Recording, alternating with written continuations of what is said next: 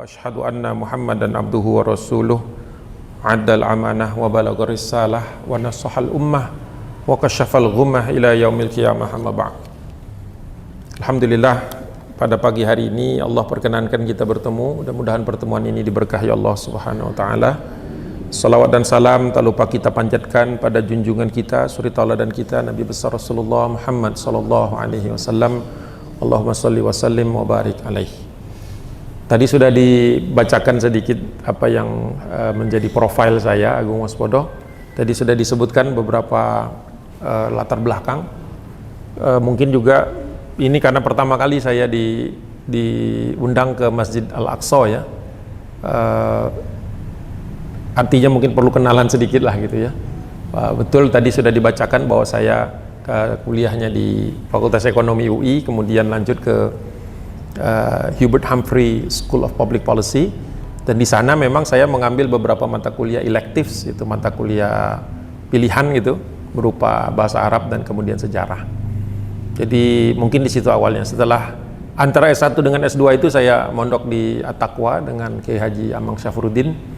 Jadi ada dasar bahasa Arab dan kemudian dasar ajaran Islam.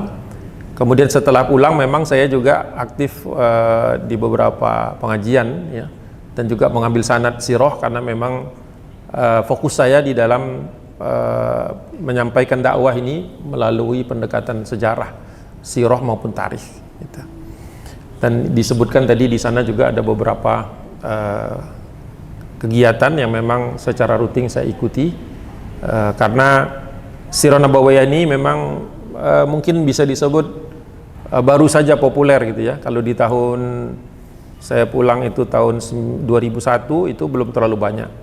Sampai dengan 2010 itu mulai agak banyak pengajian sirah nabawiyah gitu ya. Jadi dan kemudian di rumah ada perpustakaan khusus sejarah Islam ya, sejarah juga secara umum.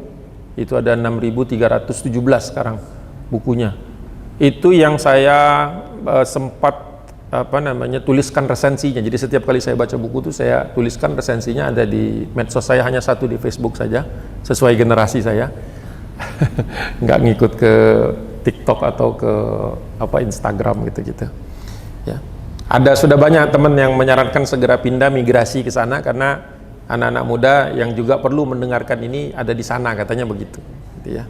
Tapi belum migrasi saya, belum migrasi dan belum punya channel sendiri. Jadi kalau kajian yang saya pernah bawakan itu rata-rata di channel penyelenggara gitu ya. Jadi misalnya Masjid Raya Bintaro Jaya di sektor 9 itu sudah hampir 5 tahun atau 6 tahun saya mengisi rutin setiap subuh. Kajiannya sirah dan tarikh juga setiap subuh, sudah hampir 5 tahun lebih. Itu banyak serial, biasanya saya kajiannya serial, bukan cuma sekali gitu. Serial karena kita perlu pemahaman yang mendasar tentang Islam dan sejarah Islam. Dan di beberapa tempat lain, baik itu di kantor-kantor, kalau weekdays itu emang di kantor biasanya Senin sampai Jumat. Sedangkan Sabtu Ahad ini biasanya pengajian di masjid-masjid di Jabodetabek. Mungkin begitu. Jadi waktu diundang ke Al-Aqsa, saya tadi mengiranya itu masjid yang di BSD ya, karena ada Masjid Al-Aqsa juga di sana, di The Latinos ya, karena saya ngisi rutin di situ. Saya kaget juga, disuruh ke sana juga gitu. Nah, ternyata Masjid Al-Aqsa yang ada di sini ya. Alhamdulillah, jadi ternyata banyak Masjid Al-Aqsa di Indonesia ya, bukan hanya di Palestina ya Bu ya, menggunakan Palestina ini ya. Insya Allah kita selalu ingat kepada perjuangan Filistin dalam setiap saat dalam doa dan kajian tentang sejarah Palestina juga di beberapa tempat saya sampaikan. Baik, itu sedikit perkenalan ke aktivitas saya. Saya sudah menikah dengan seorang istri, ini tahun ke-27 dengan anak 7. Anak 7, tahun 27 anak 7. Ya, nyocok aja tahunnya, nanti itu sedikit saja gambaran seperti itu. Anak yang paling tua sedang S2 di Turki, ada yang di beberapa negara yang lain. Ada yang di Gontor juga, dan yang paling kecil masih kelas 5 SD. Jadi begitulah kira-kira. Jadi begitu kisahnya. Baru kita masuk, karena tidak kenal nanti khawatir jadi tegang gitu ya. Jadi boleh nanya ya, nanya aja biasa saja, tidak perlu ada barrier gitu ya. Agung Waspodo ini masih muda orangnya, masih muda, kelihatannya aja mungkin sudah tua. Itu masih muda, baru 52 tahun. Ya, baik. Kenapa saya katakan masih muda? Ini menarik juga. Karena Rasulullah SAW usia 54 tahun itu baru berangkat perang Badar. Ya, Rasulullah SAW itu 40 tahun jadi diangkat sebagai Rasul, 52 tahun berangkat perang. Jadi kita harus jaga kesehatan kita seperti Nabi SAW. Rasulullah usia 54 tahun masih siap naik kuda, Pak.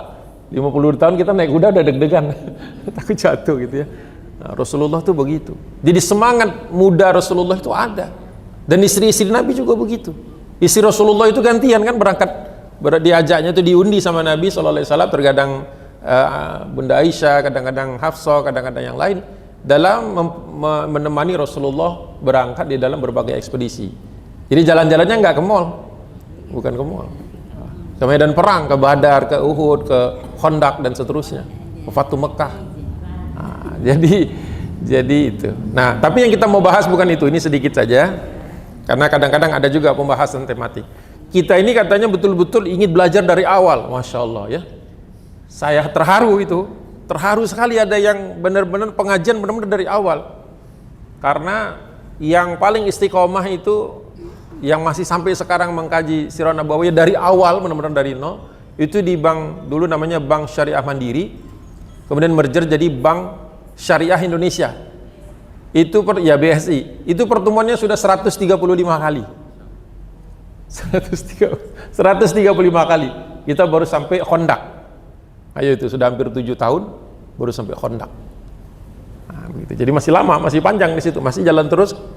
Jadi berarti kita ini rencananya 7 tahun ini, karena pertemuannya kan sebulan sekali ya. Kalau di BNI Syariah itu dua kali sebulan. Mereka agak ngejar juga. Ya nggak apa-apa, kita lihat saja nanti seistiqomah apa kita gitu ya. Nah, gitu.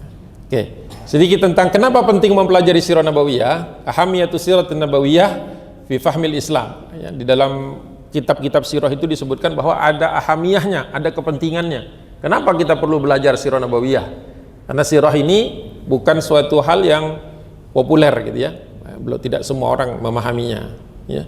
Karena tujuan sirah ini bukan sekedar mengetahui peristiwa sejarah dari masa lalu, tetapi yang lebih penting adalah mengambil hikmahnya ya, tapi hikmahnya. Dan kita ini saya lihat bervariasi usianya kan, dari yang masih muda, yang setengah baya gitu, sampai yang sudah senior itu. Artinya satu peristiwa kita melihatnya beda-beda.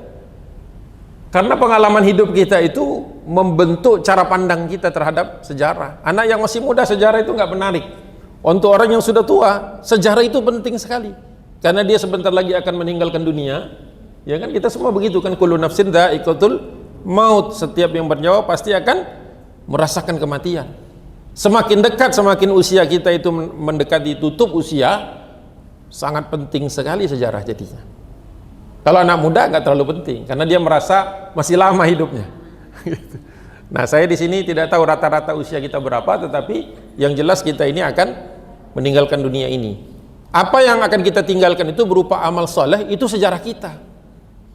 Sejarah kita, sejarah hidup kita itu sedapat mungkin selaras dengan kehendak Allah Subhanahu wa taala. Itu yang paling penting, belajar sejarah.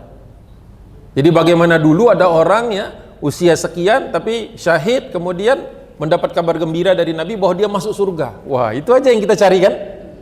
Kita mau belajar apapun itu ujungnya adalah kita ingin hidup mulia, mati dalam keadaan syahid. Dakhalal jannah, nggak perlu lama-lama. Ibaratnya kalau besok kita bisa dipastikan mati tapi masuk surga, mati semua kita kalau perlu. Iya nggak? Ngapain lama-lama?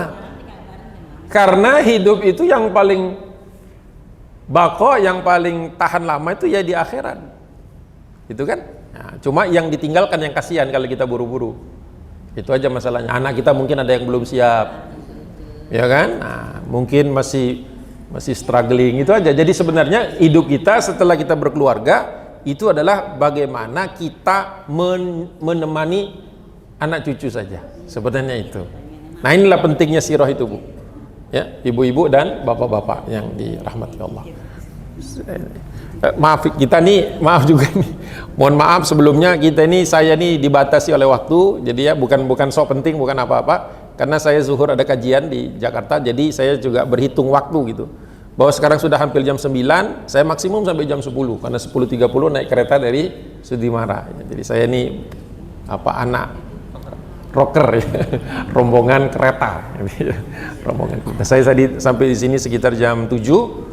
Beres-beresin ini, kemudian turun ke sini. Saya sudah ada di sini tadi sebelum ramai, sebelum ada hijab. Ya sudah nyampe ya. Gitu.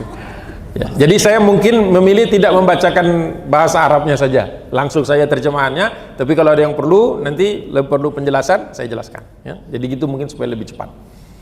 Jadi di dalam buku Fiqhus Sirah yang ditulis oleh Syekh Muhammad Said Ramadan Al-Buti, itu bagus bukunya, sudah ada terjemahannya. Kalau yang belum pernah punya buku sirah, baca buku itu karena bukunya singkat, padat, dan langsung to the point apa yang perlu kita ambil sesuai dengan target kita.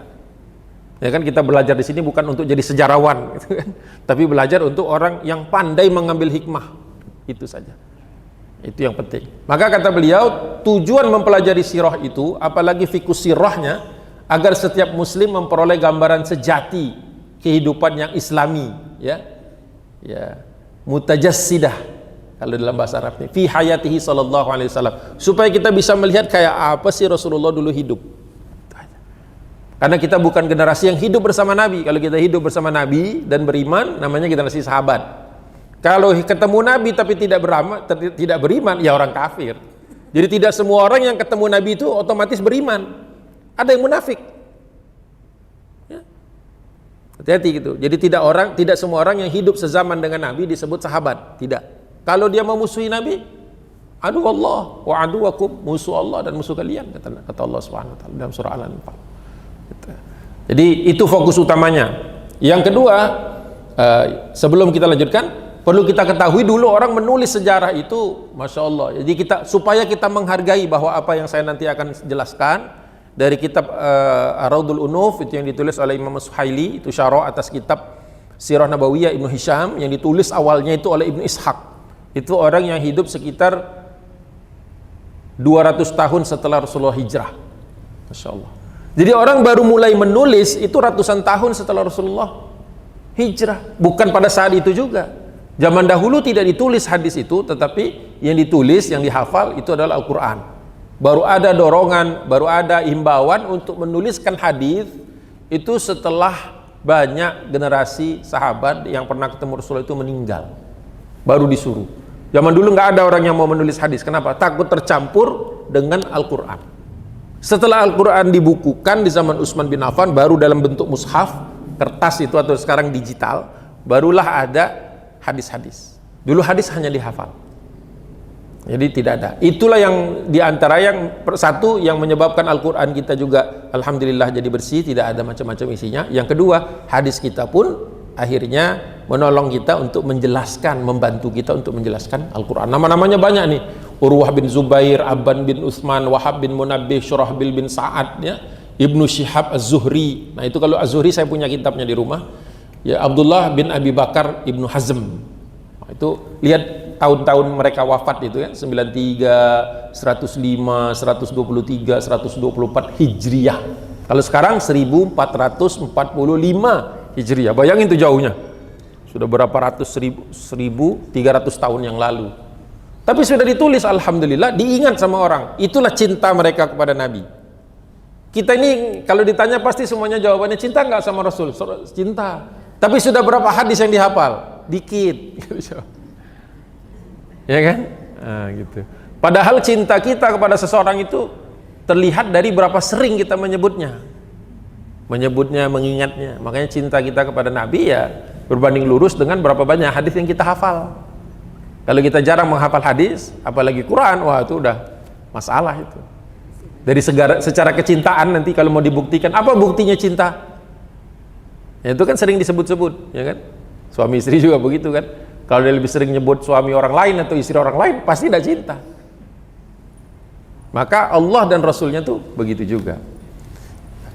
Ini ada tabel-tabel saya buat ya, penulisan sejarah itu serius zaman dahulu. Para sahabat itu menghafal hadis itu yang panjang-panjang itu menghafal tentang bagaimana rupa Nabi, bagaimana rambutnya, bagaimana jalannya, bagaimana makannya. Itu ada satu kitab namanya Asy-Syama'il Al-Muhammadiyah. Ini bukan Muhammadiyah NU, bukan. Ditulis oleh Imam At-Tirmidzi.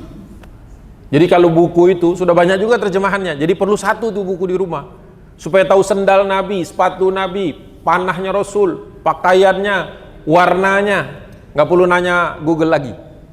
Ada di situ semua.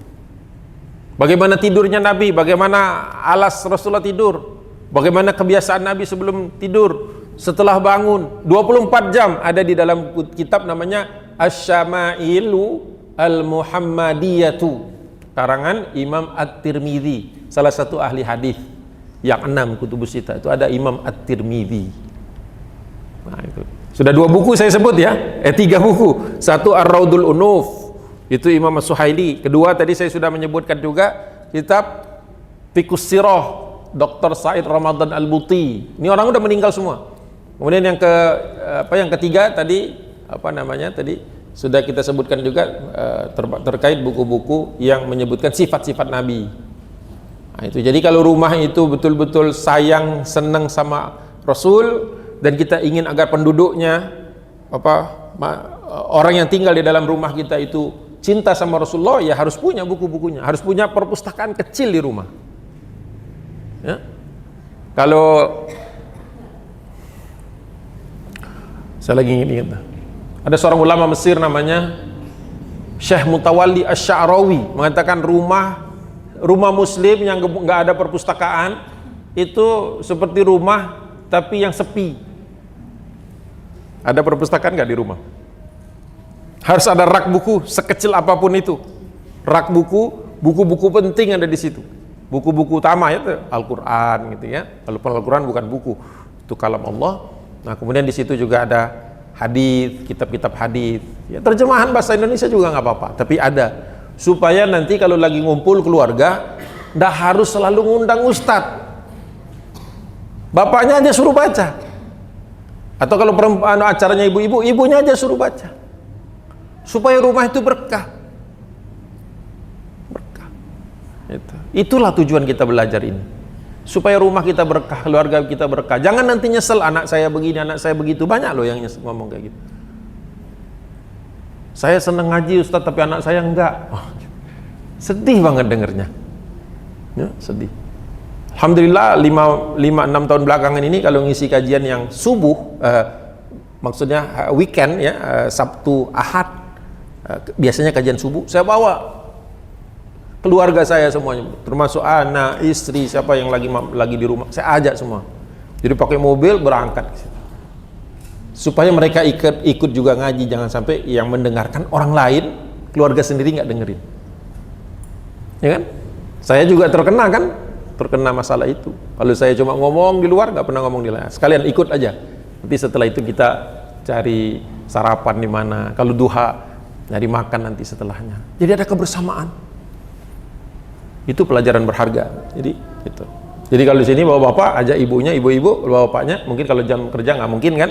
Tapi mungkin di pengajian-pengajian yang Sabtu Ahad, nah datanglah suami istri. Gitu. Kemudian ditulis dari generasi tabi'in, tabi'in, ditulis semua sampai kepada kita. Alhamdulillah. Jadi setiap kali kita ngaji sirah itu para ulama hadis itu dapat kemuliaannya, dapat pahalanya. Nah, kita ketika menyampaikan dapat pahalanya juga. Jadi jangan sampai ilmu itu apapun itu, kebaikan itu jangan berhenti pada kita. Suka ada yang ngomong, Ustadz kok semangat banget baca buku, misalnya gitu kan. Berapa sehari, berapa halaman, saya tidak pernah ngitung lagi. Kenapa saya kok susah banget Ustadz? Saya katakan pastilah kemungkinan besar penyebabnya itu adalah ibu nggak punya tanggung jawab untuk menyampaikan. Kalau punya tanggung jawab untuk menyampaikan, mungkin di pengajian atau majelis taklim yang lain atau apalah bentuknya. Nggak harus yang hebat-hebat, nggak harus yang banyak orangnya. Coba begitu. Ini saja kalau saya lihat ini yang nyatet hampir nggak ada, kecuali 1-2 mungkin lagi megang HP nyatet di situ. Biasanya begitu. Bapak alhamdulillah ada satu yang mencatat. Biasanya itu ya indikasi bahwa kita kalau kata orang Betawi jiping, ngaji kuping. Ngaji kuping cuman denger tok. Tapi kalau kita nanti harus menyampaikannya juga, wah serius kita. Nah, itulah yang menghidupkan kita itu. Jadi amal jariah kita kalau kita sampaikan kepada orang lain, siapapun itu, mungkin anak-anak, mungkin orang dewasa, mungkin sebaya sama kita, wah manfaatnya banyak, semangatnya lebih.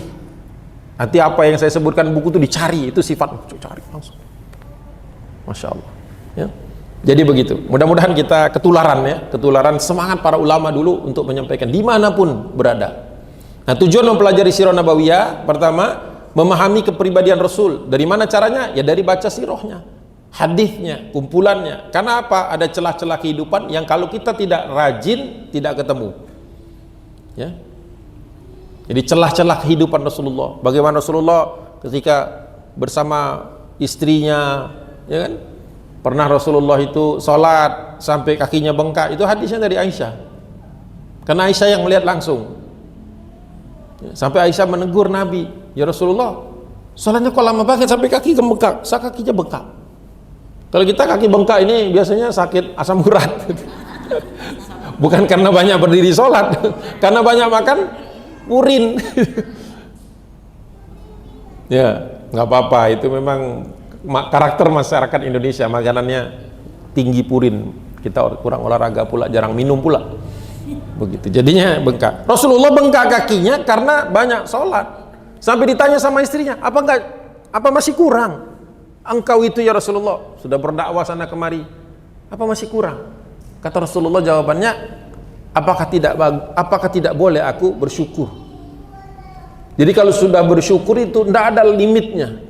Kalau kita senang bersyukur tidak ada batasnya. Coba, ya kan, kalau ngasih itu, kalau dengan kesyukuran ngasih itu nggak ada ininya, nggak ada batasannya. Coba kalau misalnya ngasih itu cuma hanya untuk pencitraan, supaya dilihat orang, supaya disangka orang baik, disangka orang, pasti ada batasnya. Itu yang pertama, supaya kita tahu. Rasulullah itu kan senang datangi orang sakit, menjenguk orang sakit gitu, ke tempat-tempat orang miskin, senang Rasulullah. Bukan supaya dipilih lagi, bukan, karena kedudukan Nabi tidak ada pemilihannya gitu. Tapi itu menjadi salah satu hal yang penting buat kita. Yang kedua, agar manusia mendapatkan gambaran yang paling tinggi, gambaran yang paling bagus, ya, mathalul a'la, katanya, istilahnya itu mathalul a'la, contoh permisalan yang paling tinggi. Kita kan kalau beli sesuatu saja, beli barang aja kan, maunya yang paling bagus kualitasnya kan, ya, dengan dibatasi tentu dengan kemampuan kita beli gitu ya. Kita selalu kan ingin kalau beli sesuatu itu yang paling bagus. Begitu pula ketika kita mencari contoh, maka jangan mencari contoh yang bawa-bawa, cari contoh yang paling bagus. Kalaupun nggak bisa persis, paling tidak nggak jauh dari situ. Karena kalau target kita tinggi, kalaupun agak merosot tidak terlalu jatuh. Tapi kalau targetnya rendah, jatuhnya bawah. Gitu. Jadi di situ disebut dengan mathalul a'la fi kulli sya'nin min syu'unil hayatil fadilah. Supaya dapat contoh yang paling bagus dari aspek kehidupan orang yang paling mulia, yaitu Nabi kita Muhammad sallallahu alaihi wasallam. Itu salah satu bukti cinta yang kedua adalah kalau dibacakan ada yang menyebutkan Nabi Muhammad sallallahu alaihi wasallam, langsung kita bersolawat, Allahumma sholli wa sallim wa barik alaihi. Mau yang panjang mau yang pendek, sallallahu ala Muhammad saja cukup, boleh. Tapi intinya mulut kita itu jangan berhenti bersolawat ketika dibacakan nama baginda Nabi sallallahu alaihi wasallam, Allahumma sholli wa sallim. Itu yang kedua. Yang ketiga, agar manusia bisa mempelajari sirahnya untuk mendapatkan apa yang membuat dia bisa memahami kitab Allah. Jadi baca sirah itu untuk memahami Al-Quran, ya kan? Al-Quran itu kisahnya pendek-pendek. Kalau mau lengkapnya memang harus baca hadisnya gitu. Jadi tidak ada lain ya. Jadi jangan pakai buku yang lain, pakai kumpulan hadis saja. Nah, hadis-hadis yang disusun secara kronologis, urutannya dari lahir sampai dengan meninggal, itu disebut sirah nabawiyah gitu. Jadi cara memahami Al-Quran yang paling efektif adalah membaca hadis dan melihat sirah nabawiyah. Itu yang ketiga. Yang keempat, agar manusia bisa mendapatkan pelajaran dan mengumpulkan banyak wawasan serta pemahaman yang sahih. Nah, yang sahih Ya, karena ada juga yang mengambil hadis-hadis lemah, hadis-hadis palsu, akhirnya kita melakukan sesuatu yang tidak pernah dicontohkan Rasul Sallallahu Alaihi Wasallam. Jadi itu yang keempat.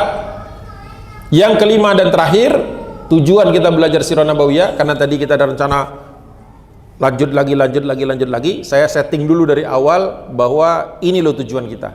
Yang kelima agar khusus kata Dr. Said Ramadan Al-Buti, ya, ayyakuna ladayyal muallim wal da'iyah, khusus manfaatnya lebih besar lagi kalau Anda itu pengajar atau pendidik. Kalau bukan pengajar, bukan pendidik, nomor 5 nggak kebagian. Man ta'allamal Qur'ana wa 'allamah, itu orang paling tinggi itu adalah yang belajar Quran dan mengajarkannya. Jadi kalau di sini mendengarkan tentang sirah, misalnya saya menjelaskan ada berapa 10 poin misalnya, minimum 1 aja bisa disampaikan kepada orang lain, sudah sukses. Tapi kalau pulang nanti besok datang lagi, yang lama sudah lupa, jadi udah kayak begitu, masuk datang dan pergi, sayang sekali waktunya, sayang sekali waktu itu. Ya. Jadi akan sangat bermanfaat kalau kita itu ada waktu untuk berbagi, mendidik, ya, mengajar atau apa. Mungkin ibu-ibu dulu ada yang menjadi guru misalnya begitu. Nah, ya, jangan berhenti walaupun sudah pensiun. Nah, ngajar mungkin apa? TK dekat rumah, Raudatul Atfal atau apa? Anak-anak ngumpul pengajian, ngaji. Ya. Kalau dulu kita ngaji untuk profesi cari nafkah, kita ngaji mengajarkan untuk kepuasan batin. Karena apa yang Allah berikan itu sudah lebih dari cukup. Ya, nah itu saja yang perlu kita ketahui. Ada 5 ya, ada 5. Dan ayatnya adalah surah Al-Ahzab ayat 21. Laqad kana lakum fi Rasulillahi uswatun hasanah. A'udzubillahi minasyaitonir rajim. Laqad kana lakum, sudah ada untuk urusan kalian, untuk contoh kalian, fi Rasulillah, pada diri Nabi sallallahu alaihi wasallam, uswatun hasanah. Uswah, contoh, teladan, hasanah yang paling bagus. Hasanah karena muannats. Jadi uswatun hasanah. Nah, itu contoh. Artinya kita itu mencontoh Nabi dan kita menjadi contoh bagi orang lain. Jadi kalau kita hidup sebagaimana dulu Rasulullah SAW hidup, ya, memang bukan berarti sama persis, tapi teknologinya berubah, tetapi sikapnya sama, konsistensinya sama, kejujurannya sama, maka itu akan menjadi teladan orang lain. Ketika orang lain melihat kita dalam kebaikan dan mencontohnya, maka kita dapat amalan itu tanpa mengurangi amalan orang yang melaksanakannya. Itu jadi berdakwah itu tidak selalu harus ngomong. Di jalan kita baik saja, ya, bersilaturahim dengan baik, ketemu orang baik, menyapa baik, ngirim WA baik, dengan cara-cara yang bagus, sudah dakwah dengan sendirinya. Siapa yang tidak suka ketemu dengan orang baik, orang yang ramah, orang yang santun, orang yang berilmu, ringan gitu, membantu orang lain? Itu luar biasa. Itu yang harus kita dapatkan. Tapi ternyata ada syaratnya. Liman kana yarjullaha wal yaumal akhir. Nah, itu syaratnya. Kenapa Rasulullah itu tidak bisa dicontoh oleh sembarang orang? Karena ada syaratnya 2. Liman kana yarjullah, barang siapa yang berharap. Di situ Imam Ibnu Katsir rahimahullah dalam tafsir Al-Quran Al-Azim mengatakan liman kana yarjullah adalah orang yang mengharapkan ampunan Allah. Jadi syaratnya itu kita tuh kepingin dapat ampunan Allah dulu, maka Nabi itu otomatis menjadi contoh kita. Karena Rasulullah dalam sehari semalam tidak kurang dari 70 kali beristighfar. Astagfirullahaladzim, astagfirullahaladzim. Kalau kita tuh kan kalau ingat kan istighfarnya, ya, kalau ingat, kalau nggak ingat lupa. Ya jelas. Coba naik motor gitu, tiba-tiba ada yang berhenti di dalam, yang keluar dari mulut apa? Marah atau istighfar? Istighfar apa marah? Marah. Ngambil yang nomor 2 aja, Ustaz. Kan kita lebih sering marah kan kalau di depan itu kan, wah macam-macam lah tergantung daerahnya. Makin ke timur bahasanya makin sedep, makin ke barat makin santun katanya. Nah itu juga berarti kebiasaan kita. Kadang-kadang kita kurang beristighfar. Berarti kalau kita jarang mengharapkan ampunan Allah, biasanya hati kita jadi keras dan juga sulit bagi kita untuk mengampuni, memaafkan orang lain. Jadi orang yang jarang meminta maaf kepada Allah, meminta ampun, biasanya juga susah mengampuni memaafkan orang lain. Jadi kalau hati keras, dievaluasi. Kenapa ya Ustadz, saya tuh kalau ada orang yang ngeselin saya susah banget lupanya. Saya juga bingung jawabnya. Bapak, Ibu, kalau sholat malam atau sholat itu pernah nggak minta ampun kepada Allah? Pernah Ustadz. Duh, minta sama Allah mau, ngasih orang lain kok nggak mau? Oh iya ya. Nah, baru mikir. Rasulullah itu kalau difikirkan, Rasulullah itu nggak ada salah loh. Manusia yang dijaga sama Allah, tapi sehari semalam 70 kali istighfarnya. Loh, kita ini kan nggak ada jaminan apa-apa. Kita ini nggak ada jaminan apa-apa. Artinya kita lebih butuh lagi kepada 70 itu ketimbang Nabi. Kalau Rasulullah kan udah luar biasa. Kita bagaimana? Nah, itu syarat yang pertama. Yang kedua, berharap akan hari akhir, mendapatkan ampunan di hari akhir. Orang yang ingat hari akhir biasanya urung bermaksiat. Coba deh. Coba. Ada dorongan ingin melakukan satu keburukan. Terus ingat akhirat. Biasanya langsung berhenti. Ingat, ya Allah nanti ada di dalam kubur, nanti ada siksa kubur. Ya Allah jangan. Nggak jadi. Nah, itu syaratnya ya. Jadi untuk menjadikan Rasulullah sebagai uswatun hasanah nggak gampang sebenarnya. Karena liman kana yarjullaha wal yaumal akhirah. Tiga nih yang ketiga, wa dzakarallaha katsira, dan zikirnya banyak, katsir. Lihat, Allah tidak mengatakan yang penting kualitas zikirnya, enggak. Allah mengatakan yang penting zikirnya banyak. Kalau zikir itu kuantitas yang dikejar. Jadi astagfirullah. Banyak-banyak aja. Kalau bisa 3, kalau enggak bisa 5, kalau enggak bisa 7. Jangan turun. Jangan 7, kalau nggak bisa 5, nggak bisa 3, nanti nggak bisanya 0. Jadi nggak bisanya ke atas. Nggak bisanya ke atas. Ya, itu. Jadi ya, zikir kita itu bagian dari kemudahan kita dalam mempelajari sirah nampaknya. Itu di dalam surah Al-Ahzab ayat 21. Laqad kana lakum fi Rasulillahi uswatun hasanah liman kana yarjullaha wal yaumal akhirah wa dzakarallaha katsira. Dan banyak berzikir untuk mengingat Allah. Ya, Allah lagi, Allah terus, dan nanti sampai terakhir mudah-mudahan ketika meninggal kita dimudahkan Allah untuk bersyahadah, mendapatkan husnul khatimah. Ya, amin ya rabbal alamin.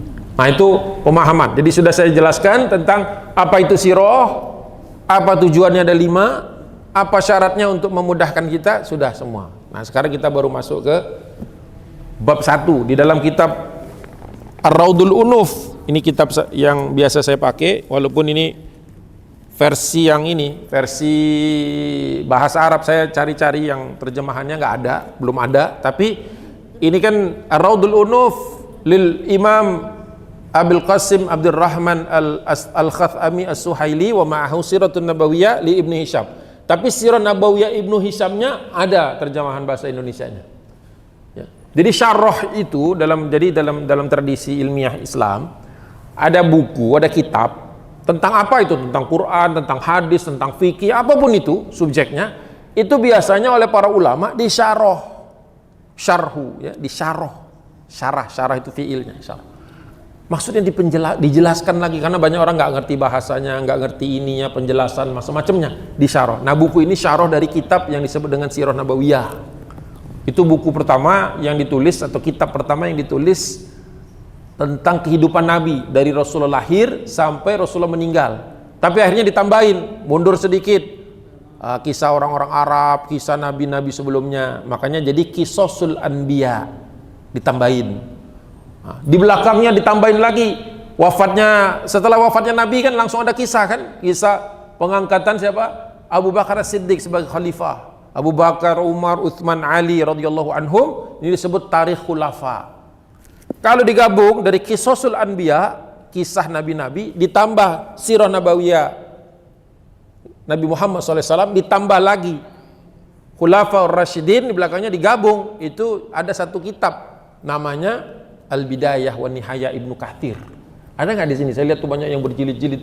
Mungkin ada kitab Al-Bidayah wa Nihayah. Nah, itu. Saya tidak tahu perpustakaan Masjid Al-Aqsa ini apakah ada perpustakaan khusus sejarah, kitab-kitab fikih gitu. Nah, itu bagus, itu dimanfaatkan. Sayang. Kalau mau beli sendiri itu kitab Al-Bidayah wa Nihayah itu 8 jilid. 8 jilid. Berarti beli itu harus beli rak juga. Sekalian beli rak. Nggak bisa beli buku aja, nggak bisa ditaruh di bawah, banyak. Nah, itu kitabnya ini. Biasanya kita ngaji kitab kalau pada maghrib, pada isya itu kalau yang dekat rumah ya dibaca saja terus dijelaskan. Tapi karena di sini kita ketemunya sebulan sekali, ya saya buatkan ringkasannya. Nanti ringkasannya bisa saya kirimkan ke panitia, bisa dibaca sendiri untuk diulang-ulang, khususnya diulang-ulang menjelang kita ketemu lagi supaya nyambung. Jangan sampai ini apa ya tadi ya, blank gitu kan. Nah, itu jadi baca dulu. Nah, biasanya saya mengingatkan panitia seminggu atau sepekan sebelumnya atau berapa hari sebelumnya, tolong ingatkan jamaah, baik yang datang pada hari ini maupun yang nggak datang, kan ada yang nggak datang kan, nanti datangnya kapan, nanti supaya membaca lagi, supaya saya nggak banyak-banyak ngulang, terus maju. Nah. Kemudian silsilah, jadi yang pertama kali dibahas adalah silsilah Nabi Muhammad SAW.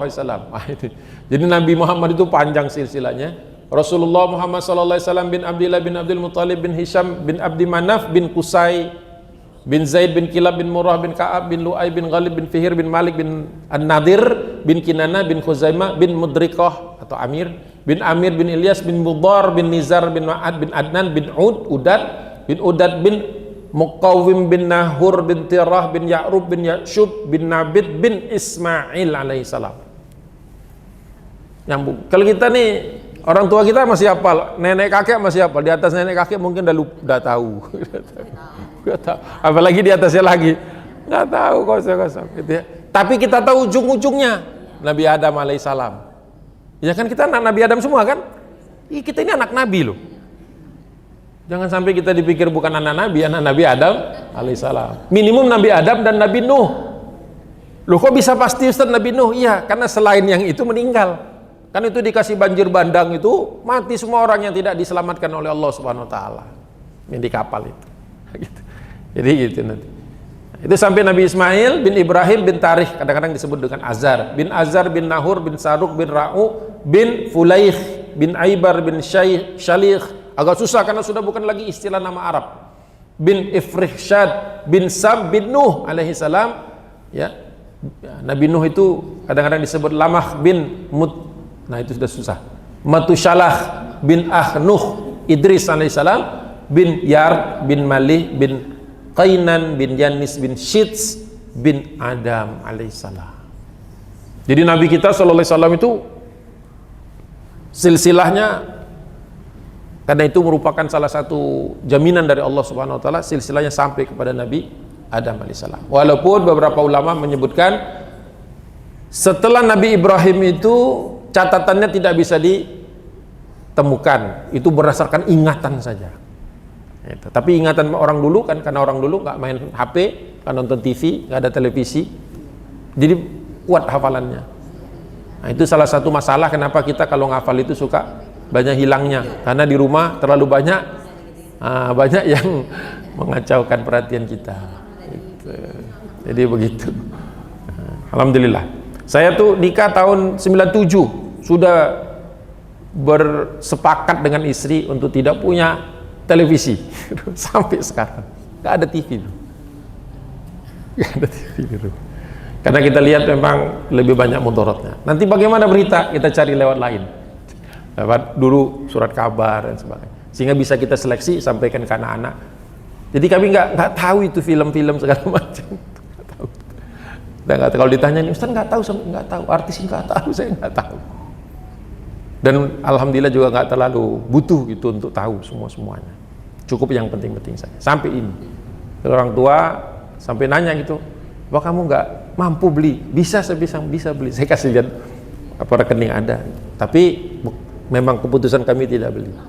Anak-anak juga setelah ada masa handphone, anak-anak baru boleh pegang handphone usia SMP. Nggak ada anak kami yang SD pegang handphone, nggak ada. SMP ke atas baru.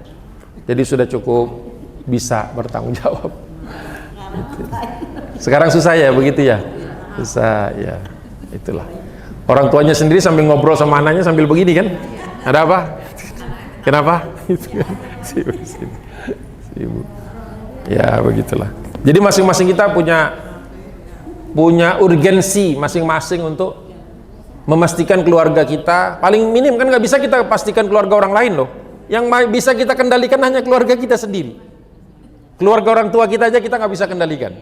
Keluarga kita sendiri. Kadang-kadang keluarga kita sendiri pun kita lepas kendali. Nah itu Sirah Nabawiyah mengajarkan banyak caranya, banyak kisah-kisah para ulama dahulu ya dengan keluarganya, bagaimana mereka dengan keluarga. Imam Bukhari, kenal Imam Al-Bukhari yang nulis hadis paling banyak, Sahih Bukhari, tahu? Sahih Bukhari, Sahih Muslim. Iya, nggak kenal orangnya.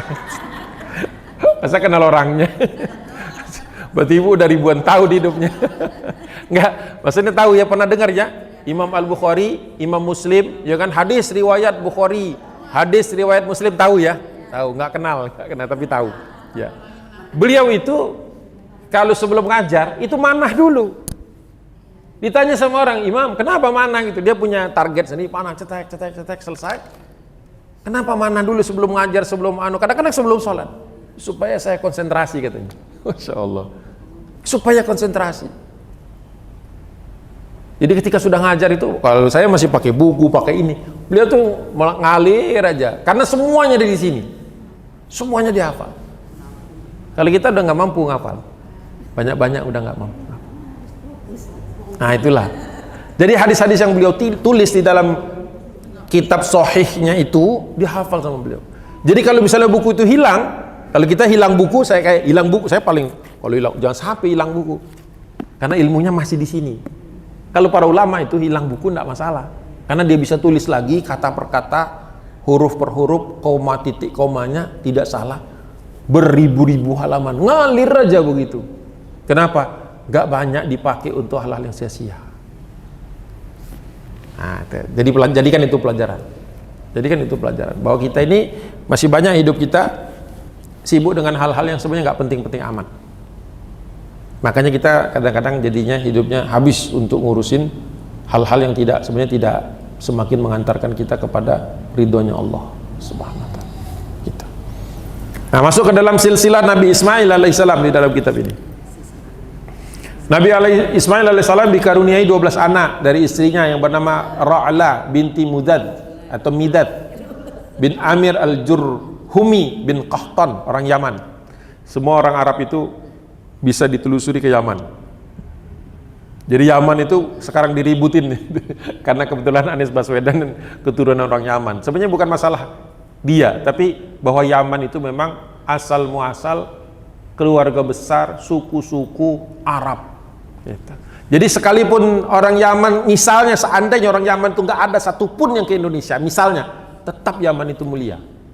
Jadi mulianya bukan karena banyak orangnya ke sini, bukan. Tapi karena sudah mulia Nabi Ismail, Nabi Ibrahim, Nabi Ismail dan kemudian menikah dan kemudian punya anak, nanti keturunannya Rasulullah Sallallahu Alaihi Wasallam.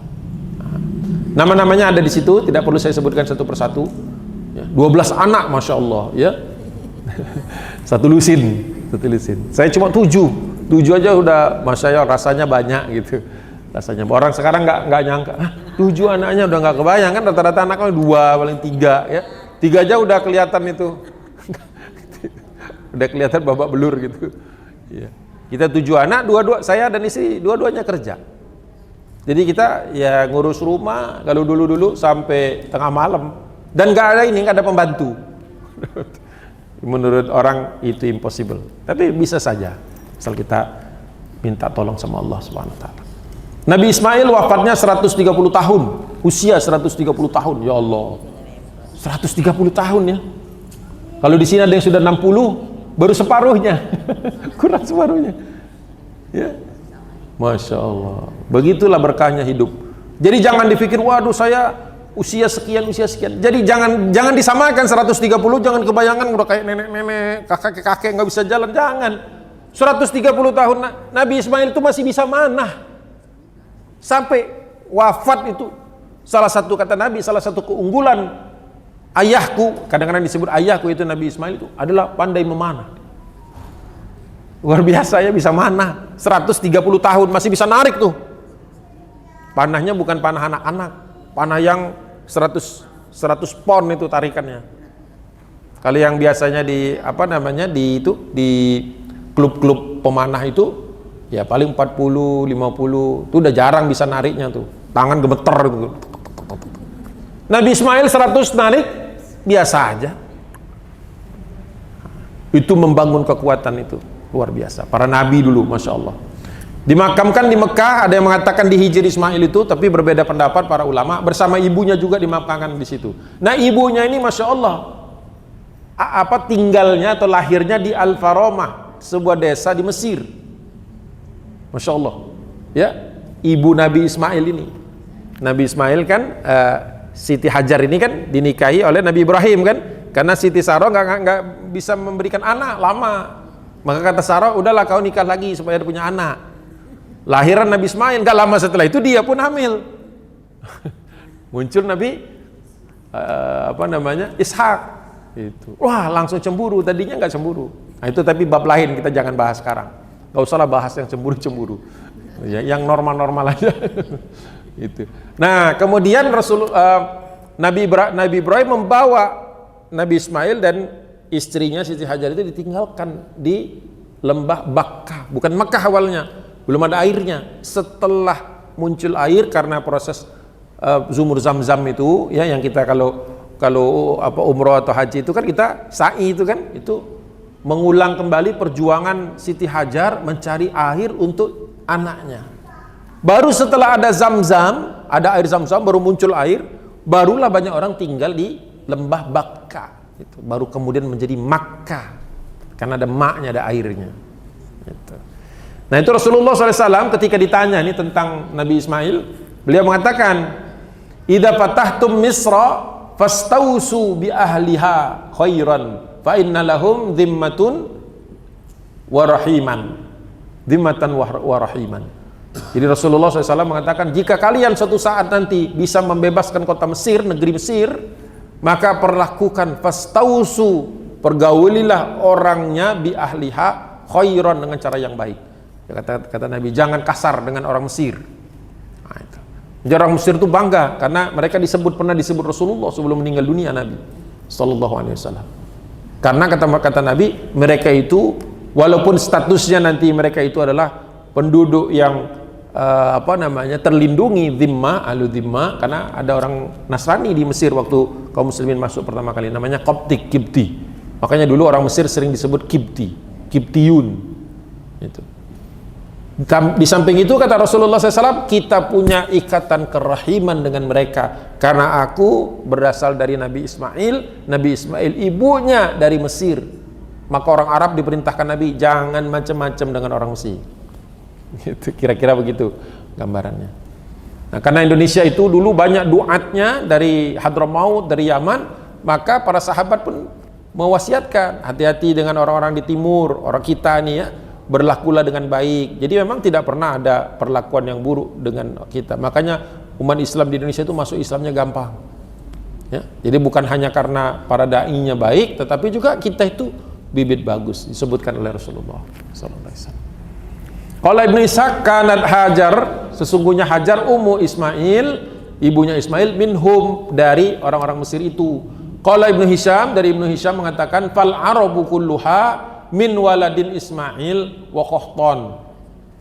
Makanya seluruh orang Arab yang berasal dari Nabi Ismail itu semuanya disebut bangsa Qathan. Qathan tulisannya itu. Qathan itu maksudnya dari Yaman. Jadi orang Arab pun kepada orang Yaman itu pasti hormat. Pasti hormat. Yang ngerti sejarah, yang nggak ngerti sejarah lain lagi. Ya, itu pasti hormat. Nah inilah silsilah. Kenapa kita diajarin? Ya kan kitab ini ada 4 Bu ya, ini bukan 1 jilid ya, 4 jilid. Jadi kira-kira segini. Jilid 1 itu bicara tentang awal mula sampai bab akhir itu. Bab 1 itu masuk Islamnya Abu Bakar As-Siddiq kalau nggak salah. Jilid 1. Jadi kalau kita tuntas ini, Islamu Abi Bakrin As-Siddiq, betul. Saya kadang-kadang dari buku saya bikin catatan sendiri, tambahin sendiri. Kadang-kadang saya takut hilang, saya tempel aja di buku itu. Jadi buku saya nggak bisa dipinjem-pinjem karena banyak coretan-coretan pribadi saya di dalamnya. Ya, itu. Nanti jilid 2 dakwah Rasulullah di Mekah sampai hijrah Nabi. Jilid 3 dari hijrah, perang Badar sampai sebelum Fatu Mekah. Jilid 4 Fatu Mekah dan peristiwa-peristiwa kayak Hunain sampai wafatnya Nabi, sampai sedikit kisah jadi khalifahnya Abu Bakar As-Siddiq. Nah, itu 4 jilid itu. Lengkap, ada syarahnya, ada ceritanya, ada kisahnya, ada dialognya, semua lengkap. Jadi kayak ensiklopedi. Kalau kita punya buku ini di rumah, lagi kepikiran apa gitu, saya kadang-kadang kepikiran, wah ya kok saya belum tahu bab-bab ini, tinggal buka. Begitulah kita biasakan punya buku di rumah. Jadi kalau ada apa-apa tuh cari dulu. Kalau nggak ketemu, bukan karena males, baru nanya ustadz atau ustazah. Biasakan kita itu punya mental exercise, apa istilahnya, latihan kayak dulu, mencari kayak zaman orang dulu. Makanya zaman dulu orang-orang sudah tua-tua tapi nggak ada yang pikun.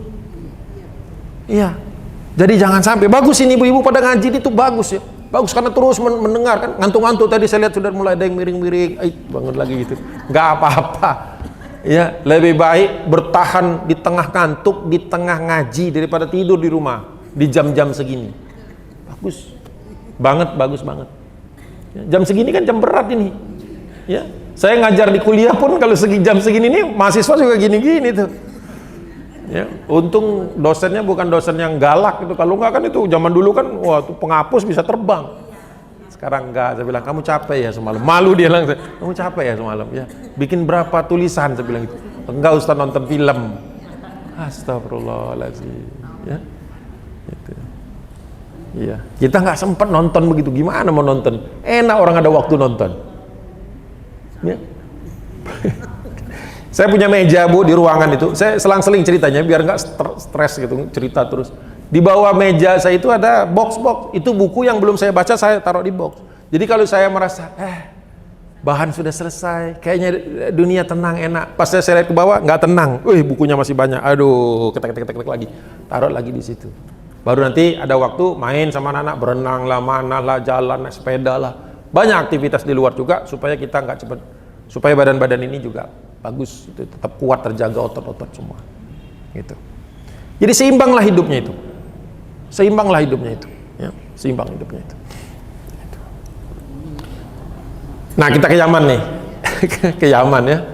Nah, booking pesawat kita ke Yaman. Kisah di Yaman ini utamanya di dalam Al-Quran itu kisah tentang Ma'rib, apa namanya, bendungan. Orang Yaman nih hebat, zaman dulu sampai zaman sekarang. Yaman itu bisa membangun kota di atas bukit. Di atas bukit bisa bikin kota. Pertanyaan saya dulu sama kalau ngelihat foto-foto Yaman itu, airnya dari mana?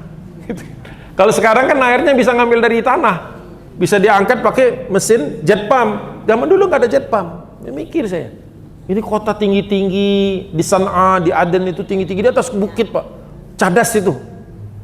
Kalau makan oke lah kita bisa beli ke bawah, nanam di bawah, tapi airnya saya mikir terus, airnya gimana? Ternyata mereka di atas gunung bikin dam, bikin bendungan. Jadi air hujan itu ditampung di situ, terus mereka punya pipa-pipa kecil mengalir. Zaman dulu sudah ada keran.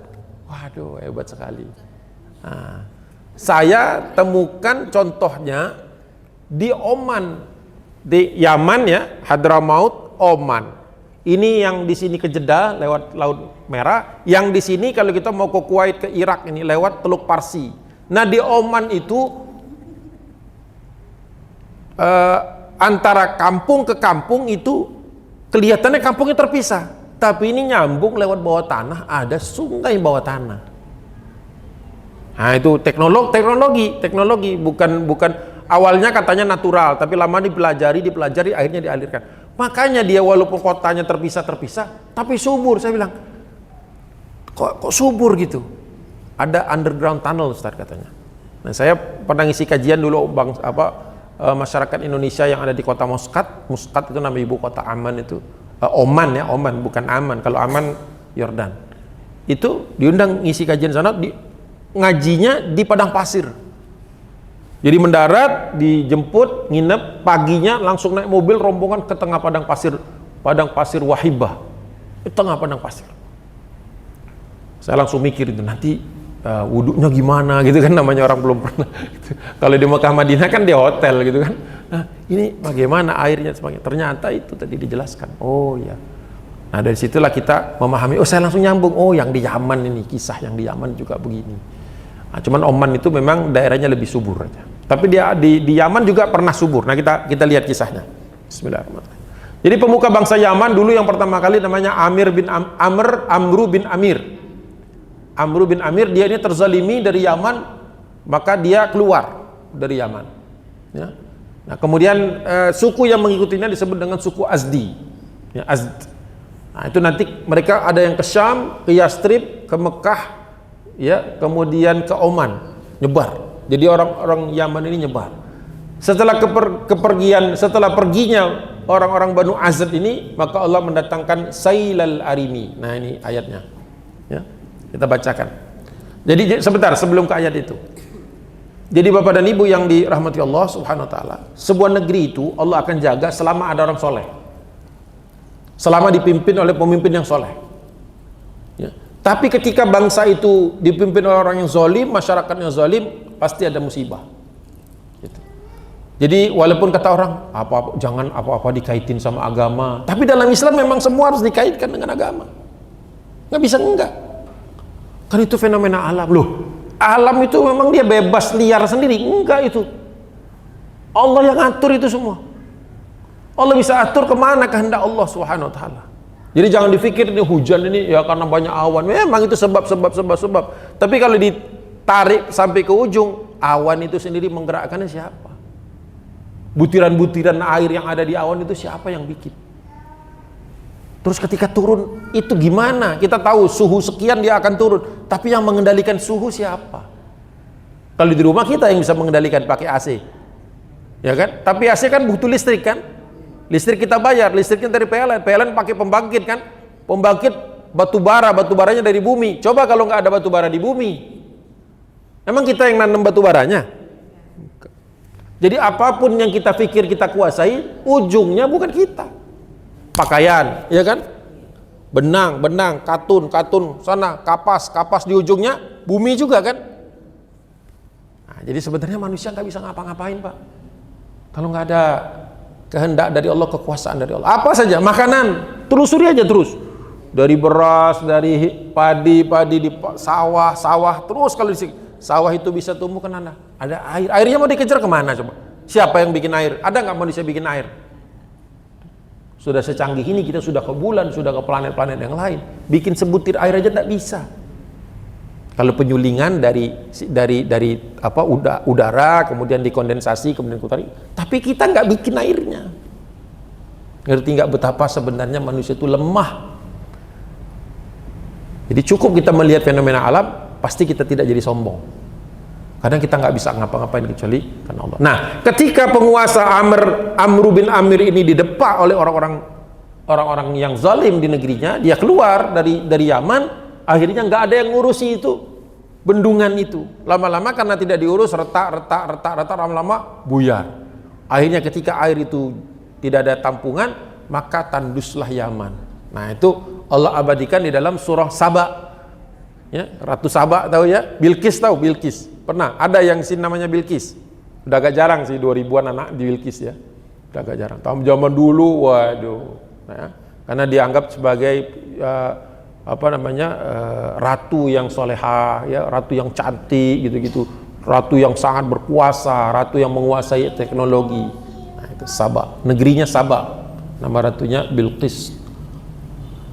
Allah Subhanahu wa taala berfirman di ayat ke-15 dan 16. A'udzubillahi minasyaitonir rajim. Bismillahirrahmanirrahim. Laqad kana li sab'in fi maskanihim ayah jannatani an yaminin wa shimalin. Apa ini kok enggak kebaca sana? Shimalin kulu min rizqi rabbikum washkuru lah. Baldatun thayyibatun wa rabbun ghafur. Sering kita mendengar kalimat baldatun thayyibatun wa rabbun ghafur. Ya, negeri apa? Negeri yang mendapatkan baldah yang thayyibah, negeri yang bagus, negeri yang aman, negeri yang subur. Tapi satu hal yang harus dimiliki sebuah negeri yang subur itu, wa rabbun ghafur. Allah masih berkehendak, masih berkenan untuk mengampuni orang-orangnya. Ya, itu kata kuncinya. Fa'aradu fa'arsalna alaihim sailal arim. Nah, sailal arim ini nanti saya bahas di sini, ya. Atau dari awal saja. Laqad kana li Sabain, sesungguhnya untuk kaum Saba atau negeri Saba, fi maskanihim, ada satu tanda-tanda kebesaran, ayatan dari tempat mereka tinggal, maskan, ya, tempat tinggal mereka, fi maskanihim ayatun, ada tanda-tanda kebesaran, ada ayat-ayat Allah, yaitu pada jannatan, dua kebun mereka punya dua kebun besar, dua wilayah besar, jannatan, an yaminin di sebelah kanan, wa shimalin, ya, di sebelah kirinya. Dan kami berpesan kepada mereka, kulu mir rizqi mir rabbikum, kulu mir rizqi rabbikum, maka makanlah, nikmatilah rizki-rizki dari Rabbmu, washkurulah, tapi jangan lupa bersyukur. Gitu. Jadi kata kuncinya di situ. Ketika kita mendapatkan rizki dari Allah dalam hal yang banyak, dari kesuburan tanah, dari negeri yang makmur, dari Allah Subhanahu wa taala sering menggunakan istilah jannah. Jannah itu kadang-kadang maksudnya surga, tapi terkadang itu artinya kebun. Makanya ada juga yang mengibaratkan bahwa nanti di surga itu seperti kebun-kebun. Makanya kalau orang membangun kebun-kebun atau menyuburkan tanah, itu mulia. Karena seperti membangun miniatur surga di dunia. Jadi kebun-kebun, makanya kalau muslim berkebun itu sudah sesuai dengan ayat Al-Quran.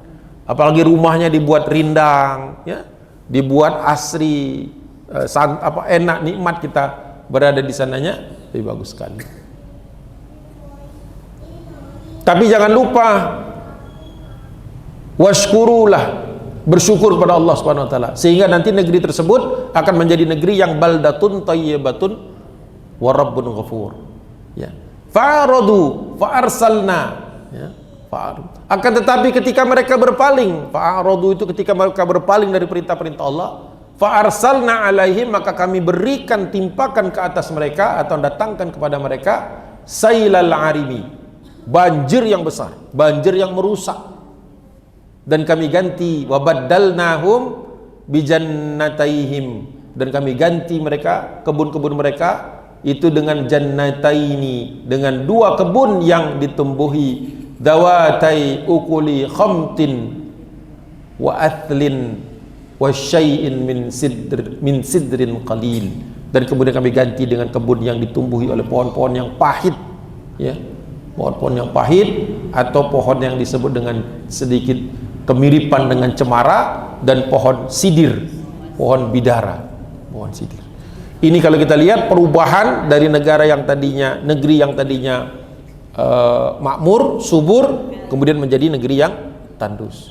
Ini juga kadang-kadang pengibaratan kalau suatu negeri dipimpin oleh orang yang zalim, maka muncul berbagai musibah-musibah, muncul kekeringan yang panjang, ya. Hujan yang datangnya itu bukan menjadi rahmah, tapi justru menjadi azab.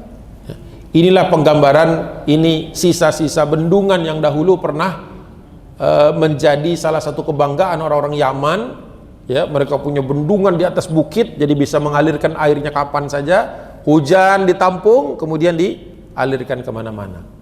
Ketika orang yang adilnya didepak, orang baik didepak, orang bagus difitnah, akhirnya mereka keluar dari energi tersebut. Jadi jangan senang kita kalau orang baik tiba-tiba meninggalkan tempat. Di satu komunitas saja, misalnya di RT gitu, orang baiknya itu terus dibully, akhirnya dia pindah. Itu negatif. Seperti yang di Yaman, Amru bin Amir meninggalkan Yaman, gak ada yang ngurusi. Jadi selama ini mereka pikir, oh itu bendungan jalan sendiri, ternyata tidak, harus ada yang ngurusi. Maka ketika mereka berpaling, kata Allah, ya, fa'aradu fa'arsalna alaihim sailal arimi, maka kami datangkan banjir yang menghancurkan mereka. Rasulullah mengajarkan dua doa terkait dengan hujan. Yang terkenal adalah doa Allahumma shayyiban nafi'an, ya Allah, semoga yang turun ini, hujan ini berupa hujan yang datang manfaat. Tapi ada juga kalau hujan yang nggak berhenti-berhenti, air mulai naik, banjir sudah mulai kelihatan, ya, penampungan, ada doanya yang lain. Allahumma hawalaina wala alaina, ya Allah, jadikanlah hujan ini di sekitar kami saja, di tempat-tempat yang masih butuh air, wala alaina, ya Allah, jangan tumpah terus ke atas kami. Nah, pokoknya dibagi. Jadi bukan minta, ya Allah, berhentikan hujan, bukan. Ya Allah, geser hujan ini supaya orang lain, kebun-kebun yang masih kering kebagian. Kami udah cukup ya Allah, jangan diteruskan. Jadi dua doanya. Allahumma tadi apa? Sayyiban nafi'an. Nah, itu kalau hujannya memang lagi kita tunggu-tunggu, atau kalau yang misalnya sudah mulai mengkhawatirkan hujannya gitu. Nah, itu Allahumma hawalaina. Ya Allah, turunkan hujannya di tempat-tempat lain, wala alaina, jangan di sini. Jangan di sini, bagi-bagi kebagian. Iya. Jadi kita juga doa nggak boleh egois ya. Kalau kita jangan ada hujan ya Allah, loh, ada yang butuh loh. Ya kan, petani-petani butuh yang sudah kering. Ya kan, rumah-rumah yang mungkin tak ada hujan itu butuh untuk waduk atau apa, perlu.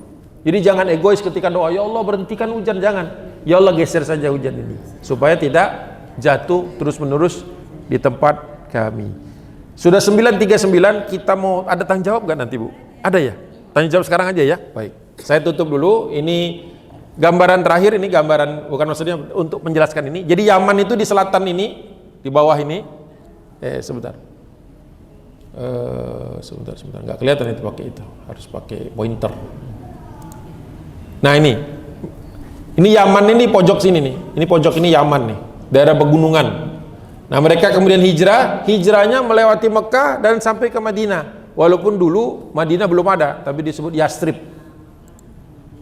Ya. Kemudian dari situ ada yang sampai ke Syam. Makanya orang Arab itu, walaupun mereka itu sudah berada di tempat yang jauh, tapi kalau ditelusuri secara genetik mereka itu orang-orang Yaman. Kemudian dari Yaman juga, nah ini ada yang ke Oman. Nah ini saya pernah kalau ke Oman ini. Ini kira-kira panahnya pas di Gurun Wahibah itu. Kemudian setelah itu ada juga yang langsung ke Irak. Jadi pecah tiga. Ada yang ke Yastrib, ada yang ke Oman, ada yang ke Irak. Jadi orang Arab di Oman, orang Arab di Irak, orang Arab di Syam itu satu keturunan. Kalau dilacak satu keturunan. Dan yang menyebabkan menyebarnya ini adalah tadi ada yang kezaliman, yang baik di depan dia pergi, terjadi azab negeri tersebut dengan hancurnya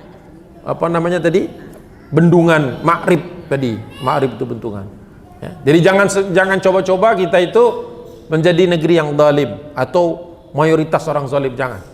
Karena nanti kenikmatan Indonesia ini bisa jadi diangkat sama Allah SWT. Jadi orang baik tetap harus tampil, jangan dikit-dikit yang waras ngalah, nanti yang gak waras yang ke depan, yang waras harus bertahan ya. Itu selesaikah? Ya, nah ini slide berikutnya kita bahas lain kali. Billahi taufiq wal hidayah. Assalamualaikum warahmatullahi wabarakatuh. Ya jadi begini, para ulama terbagi dua nih, ada beda pendapat. Tetapi mayoritas ulama meyakini bahwa yang kita bacakan kepada mayit itu sampai ya. Kita hadiahkan seperti bisa kita menghadiahkan Al-Fatihah kepada siapa, bahkan kepada hajat sekalipun. Misalnya kita mau jalan nih, kan sebelum keluar dari rumah tadi kan Bismillahi tawakkaltu 'alallah la haula wala quwwata illa billah, ada yang menambahkan Al-Fatihah Bismillahirrahmanirrahim sampai selesai waladhdallin amin, baru keluar. Itu saja ada, boleh. Apalagi orang yang tidak mampu, orang yang mungkin sakit atau apa, apalagi sakaratul maut gitu. Nah kemudian ulama berbeda pendapat tentang mana yang paling bagus dari Al-Quran yang bisa dibacakan untuk mayit. Ada yang berpendapat Al-Fatihah karena umul kitab, ada yang mengatakan Yasin karena di dalam Yasin itu ada seluruh kandungan ayat yang ada di dalam Al-Quran. Ada juga 3 surat terakhir, Qul huwallahu ahad, Qul a'udzu birabbil falaq, sama Qul a'udzu birabbin nas, macam-macam lah. Banyak, tapi intinya manapun yang kita ambil silahkan. Kapan membacakannya? Orang sakit aja, belum mati, belum meninggal, orang sakit aja boleh kok dibacakan. Dalam rangka wasilah, minta, ya Allah saya mau berdoa supaya orang ini sakit, dengan itu saya ingin membacakan Quran. Dah, baca Quran, baca apa, ayat yang mana saja, berapa panjang suka kita, silakan. Apalagi yang sudah meninggal, orang sakit aja boleh. Orang kita masih ini saja, masih dalam keadaan hidup saja. Pernah Rasulullah mengatakan kalau kamu sakit itu ambil 1 gelas air, terus bacakan Al-Fatihah. Ada yang mengatakan tiupkan, ada yang tidak mengatakan tiupkan. Sudah itu kasih kepada orang atau minum sendiri. Ya. Nah, tapi tetap berobat. Nah, jangan sampai udah ini aja. Dicek dulu sakitnya apa. Loh, kalau sakitnya itu membutuhkan intervensi, butuh obat lah, butuh di-scan lah atau apa macam-macamnya, gitu, minimum diurut, dipijit minimum kan kalau dia sakit otot segala macam. Tapi kalau ternyata lebih dari itu ada. Jadi seimbang dalam Islam itu antara doa dan ikhtiar itu seimbang. Oke, itu satu. Supaya jelas dulu saya jelasin dari awal. Nah, terkait orang yang sudah meninggal dunia, begitu dia sudah meninggal dunia kan innalillahi wa inna ilaihi rajiun ya, atau marja istilahnya itu ya, kembali kepada Allah Subhanahu wa taala. Baru setelah itu kita langsung bisa doakan Allahumma ighfir lahu kalau dia laki-laki, kalau dia perempuan Allahumma ighfir laha warhamha wa'afiha wa'fu anha, gitu-gitu terus sampai selesai. Boleh sudah. Enggak harus nunggu dia bersih. Tapi kalau mau disolatkan sunnahnya bersih dulu. Beda kan baca apa namanya, membacakan sesuatu kepada mayit nggak perlu nunggu. Lah kalau ibu misalnya di Aceh belum bisa berangkat, masa nunggu sampai di sini baru doa? Doalah dari sana, di bandara doa lagi, di pesawat berdoa lagi. Ibu tahu nggak waktu doa itu mayitnya sudah diurus apa belum? Nggak tahu kan? Masa telepon dulu, mayitnya udah bersih belum? Doa saja, karena doa itu tidak mensyaratkan yang didoakan itu ada sesuatu hal. Tapi kalau untuk disolatkan, benar harus beres dulu, bersih dulu, dikafani dulu, begitu. Ya, ini juga memang dari Al-Quran maupun hadis tidak disebutkan persis. Tetapi secara arkeologis ini juga masih debatable bahwa ada satu tempat yang hampir disepakati gitu, yaitu di daerah perbatasan antara Turki dengan Armenia. Itu daerah Yerevan, daerah sana itu ada satu tempat yang memang diyakini lah secara arkeologis ya, tidak ada nas Quran maupun hadisnya tidak disebutkan. Rasulullah tidak pernah menyebutkan Nabi Nuh itu bahteranya mendarat di sini, nggak ada. Dan kaum muslimin juga nggak nyari-nyari tempatnya, ya, gitu. Tapi terakhir pun di tempat yang ditunjuk itu pun ada yang menyaksikan karena melakukan penggalian, terus kemudian dihitung apa namanya carbon dating yang ada di situ, penghitungan berdasarkan usia dari batu-batuan di situ pun tidak sama persis dengan masa Nabi Nuh. Jadi bisa jadi bukan di situ. Dan di dalam Al-Quran tidak disebutkan persis tempatnya di mana. Gitu. Jadi ya kalau mau jalan-jalan aja. Gitu. Nggak harus dalam rangka nyari bahtera Nabi Nuh di mana. Gitu. Tapi ada yang menyebutkan tadi di perbatasan. Ada teman saya yang ke sana, dia kasih kirim fotonya itu sudah lama, tapi ya itu ya batu yang sepertinya tersusun seperti bahtera, tapi kalau dari segi ukuran kata beliau itu kurang besar ya, karena kan itu menampung semua hewan yang ada di dunia dan manusia, jadi kayaknya terlalu kecil deh itu kata dia. Tapi karena aku udah sampai ke sana ya udah gitu, jadi tidak ada. Itu yang pertama. Yang kedua tadi bagian dari aspek keimanan kita, bahwa kita mengimani Nabi Nuh sebagai salah satu nabi yang Allah berikan tugas untuk menyelamatkan manusia ketika Allah menenggelamkan dunia ini. Kan jadi itu karena dari zaman Nabi Adam, Idris itu terjadi banyak kemudorotan, banyak terjadi maksiat. Maka sudah diingatkan berkali-kali, belum juga manusia ini mau taubat, akhirnya Allah azab dengan air yang hujan yang tidak berhenti-berhenti dan mata air yang muncul di banyak tempat. Jadi airnya itu dari atas dan dari bawah keluar. Makanya cepat sekali meningkat. Wallahu a'lam. A'udzu billahi minasyaitonir rajim. Bismillahirrahmanirrahim. Wa kullan naqussu 'alaika min amba'ir rusul ma nuthabbitu bihi fuadak. Kata-kata fuad di situ ya, Bu ya. Wa ja'aka fi hadhil haqq wa mau'izatun wa dzikra lil mu'minin. Shadaqallahu nazim. Dan dari semua kisah Rasul-Rasul itu, wa kullan naqussu 'alaika min amba'i ya. Jadi anba itu berarti jamak dari nabi-nabi. Anbiya kadang-kadang juga dijamak gitu. Anba. Oh maaf, min amba dari kisah. Naba'in adib. Min anba'ir rusul dari kisah Rasul-Rasul, ma nuthabbitu bihi fuadak, dan kami teguhkan hatimu, ya. Nah, kalau ditanya tadi pertanyaannya hati mana yang diteguhkan gitu. Oh, aspek mananya? Oleh Ibnu Katsir dijelaskan bahwa dari Hasan dan dari Qatadah bahwa ayat ini mengatakan bagaimana Allah menyelamatkan orang-orang yang beriman lalu membinasakan orang-orang yang kafir. Di aspeknya itu tidak disebutkan penguatannya secara langsung, tetapi agar kita bisa mengambil ibrah bahwa ada sebagian orang yang dibinasakan, ada sebagian orang yang diselamatkan. Jadi kalau kita membayangkan hati kita, fuad itu di dalam Al-Quran ada qalb, ada fuad. Kalau qalb ini lebih cenderung kepada fisiknya atau geraknya, sedangkan kalau fuad ini sensitivitasnya atau kehalusan, bukan kehalusan, sensitivitas juga, tetapi aspek ruhnya. Jadi kalau misalnya, kalau tadi Allah Subhanahu wa taala mengatakan bahwa dengan kisah-kisah tadi nutsabbit thabat, itu kami kokohkan bihi, dengan kisah-kisah tersebut fuadak, berarti yang dikokohkan itu adalah maknawiyahnya, ruhnya yang dikuatkan, bukan fisiknya. Jadi kita ketika baca Quran itu kan, ketika ada kisah tentang orang yang diazab, kita kan langsung takut. Kalau hati kita bergetar, itu berarti kita takut mengulanginya. Tapi kalau ada kisah-kisah orang sukses, orang-orang baik, efeknya kepada hati kita itu, kita kepingin jadi seperti itu, kepingin jadi seperti yang tadi disebutkan itu. Seperti kisah malaikat, kan malaikat itu taat-taat kan kisahnya, kita kepengen seperti malaikat, walaupun tidak bisa kita persis seperti itu. Tapi ketika kisah iblis kan, pembangkangan kan, kita takut dengan itu. Nah itu hati kita. Maka syaratnya hati kita itu harus lembut, harus mau dan bisa menerima nasihat. Kalau tidak bisa menerima nasihat, ya itu yang disebut dengan hati yang keras. Itu lebih banyak sebenarnya, lebih banyak ke qalb, lebih dekat kepada qalb, lebih banyak kepada qalb. Karena ketika kita baca kisahnya, yang memproses otak kita kan, membaca, membandingkan. Tapi ketika rasa takut itu muncul dari jiwa kita, dari hati kita, makanya disebut fuad. Fa'tabiru ya ulil albab. Jadi kalau ulil albab itu berarti proses menganalisisnya. Tapi rasa takut itu, rasa khusyuk dan rasa takut kepada Allah Subhanahu wa taala itu hanya bisa dirasakan oleh orang yang hatinya qalbun salim. Jadi lari lagi ke hati. Memang dia menggunakan akal, makanya penggunaan akal dengan hati dalam Islam itu seimbang.